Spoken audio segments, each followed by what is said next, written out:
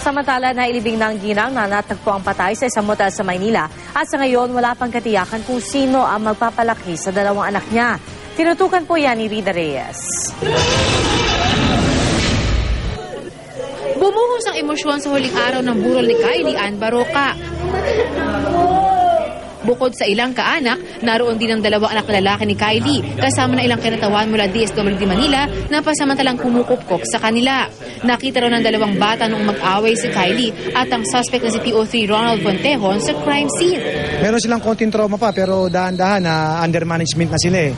Medyo dahan-dahan, medyo nakaka-recover na.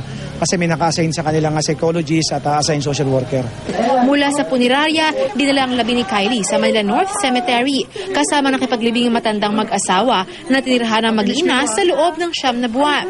Nauna na sila nagpahayag ng interes na kupkupin ng magkapatid. Pagtutulong-tulungan po namin yan, hindi ho namin pababayaan yan. Kahit hindi ho mapunta sa amin, talagang pupuntahan pa rin ho namin. Ang ano ko lang po, wag paghiwalayin. Magkakaroon muna tayo ng assessment dyan. Kasi titignan natin yung parenting capability. Rida Reyes, nakatutok, 24 oras.